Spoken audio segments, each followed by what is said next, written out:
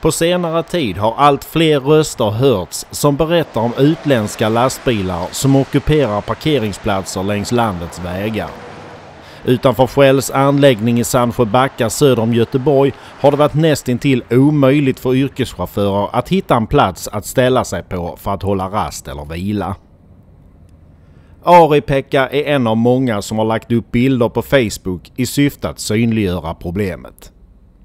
Någonting måste hända, för det kan inte fortsätta att en rastplats till exempel har ju en full terminalverksamhet. De kopplar loss sina trailrar, flyttar sina bilar så strategiskt så att de flyttar som de ihop när det kommer någon av deras kollegor. Vi vanliga har inte en möjlighet, så det måste ta stopp nu och inte om 1 år eller 2 år. Trafikverket och polisen får liksom göra vad de vill ju, men det är liksom första prioritering nu då. Ett åkeri som har pekats ut är Vlantana. Ett annat är Girteka. Proffs börjar med att kontakta Girteka och snart fick vi träffa en av företagets representanter.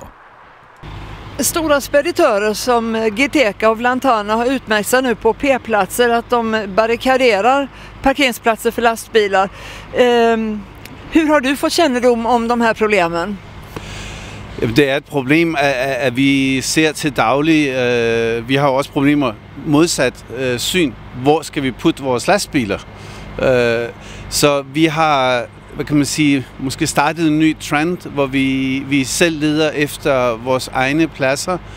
Det startede faktisk, hvad kan man sige, aktuelt nok for os i Sverige. I det for lige knap 1 år siden, da jeg startede hos Girteka, var der en dårlig artikel i Kiruna omkring Girteka lastbiler, der var parkeret. Og jeg gjorde faktisk det, jeg kontaktede Kirunas kommunechef for at tage en dialog. Og de fortalte os, at de havde vældige problemer med at komme ind til Lumbia Sportscenter i Kiruna, på grund af, at der var fyldt med Girteka lastbiler. Vi gik så ind i en positiv dialog med Kiruna Kommune, og i første omgang flyttede vores lastbiler til den næste parkeringsplads.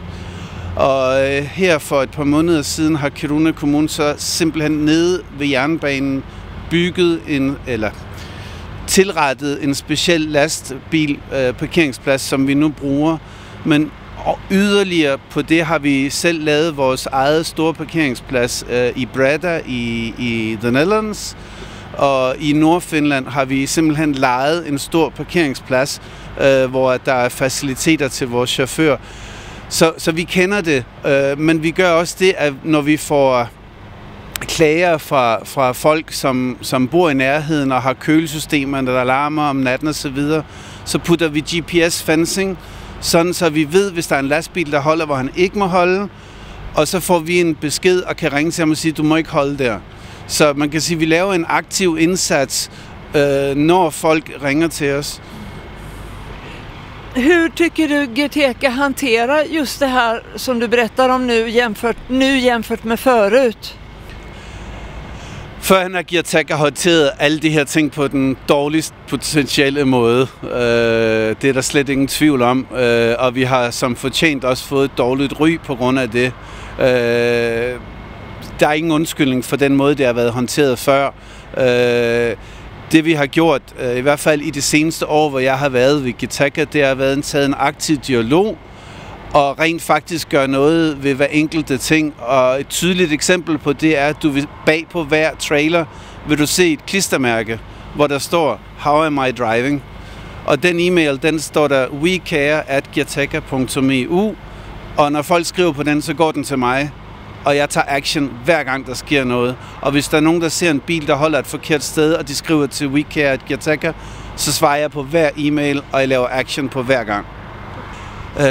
Man kan sige, jeg synes, det er transportørens ansvar, men det er også urealistisk at forestille sig med over 3.000 lastbiler, at jeg kan lave 3.000 individuelle parkeringspladser over hele Europa. Så vi bliver nødt til at benytte os af den infrastruktur, der er rundt omkring i Sverige og i Norge og i andre steder i Europa. Det bliver vi nødt til at gøre, men vi bliver også nødt til at opføre os ordentligt og gøre det på en hensynsfuld måde, når vi er der. Tycker du att klagomålen det senaste året har minskat? Ja, vi har set en jeg vil sige, total ændring i klager, som vi får direkte, og også hvad jeg kan se på Facebook og så videre. Og det synes jeg selv er et resultat af vores meget proaktive indsats på at forbedre vores opførsel. Altså man kan sige, at vi er også begyndt at bruge nu, at kommer der flere og flere, hvad kan man sige, luksusparkeringer, hvor du skal betale for at være, sådan noget, som vi bruger mere. Og så bliver vi nødt til at leje nogle flere, hvad kan man sige, baser, som vi har gjort i Breda i Netherlands. Nu er det typisk mig som person, der er i den her dialog, når der er problemer med det.